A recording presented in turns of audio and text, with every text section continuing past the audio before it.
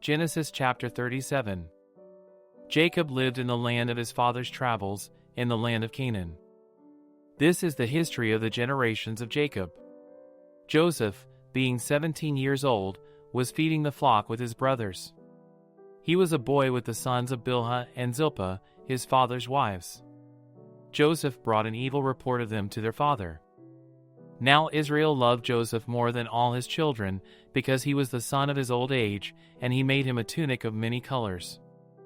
His brothers saw that their father loved him more than all his brothers, and they hated him, and couldn't speak peaceably to him.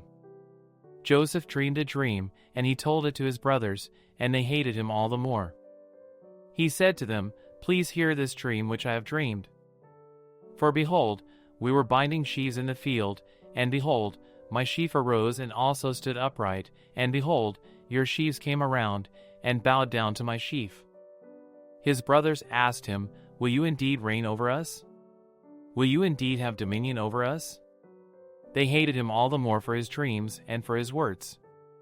He dreamed yet another dream, and told it to his brothers, and said, "Behold, I have dreamed yet another dream, and behold, the sun and the moon and 11 stars bowed down to me."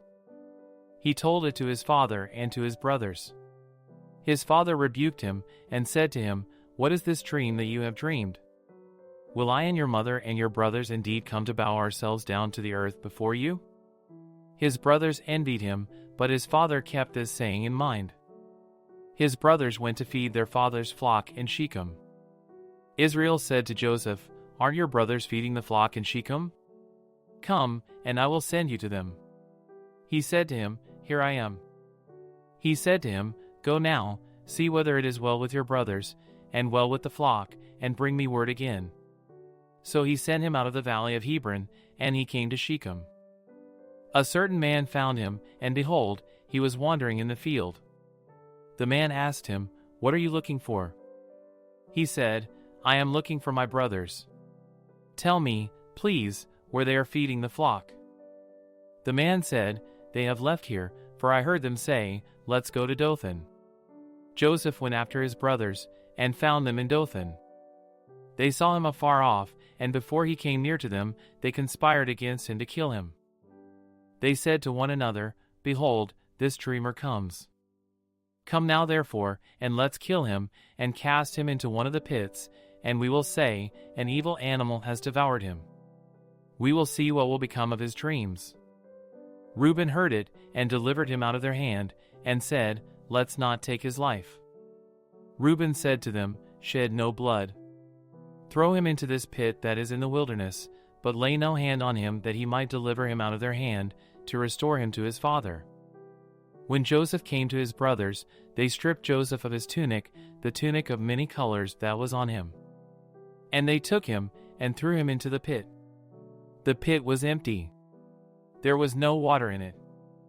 They sat down to eat bread, and they lifted up their eyes and looked, and saw a caravan of Ishmaelites was coming from Gilead, with their camels bearing spices and balm and myrrh, going to carry it down to Egypt.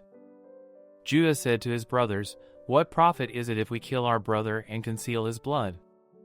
Come, and let's sell him to the Ishmaelites, and not let our hand be on him, for he is our brother, our flesh." His brothers listened to him. Midianites who were merchants passed by, and they drew and lifted up Joseph out of the pit, and sold Joseph to the Ishmaelites for 20 pieces of silver. The merchants brought Joseph into Egypt. Reuben returned to the pit, and saw that Joseph wasn't in the pit, and he tore his clothes.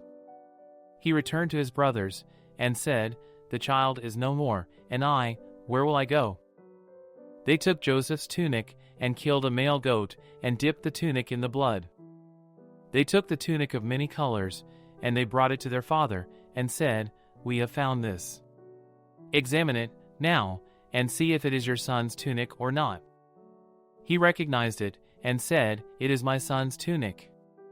An evil animal has devoured him. Joseph is without doubt torn in pieces." Jacob tore his clothes, and put sackcloth on his waist, and mourned for his son many days. All his sons and all his daughters rose up to comfort him, but he refused to be comforted. He said, "For I will go down to Sheol to my son, mourning." His father wept for him. The Midianites sold him into Egypt to Potiphar, an officer of Pharaoh's, the captain of the guard.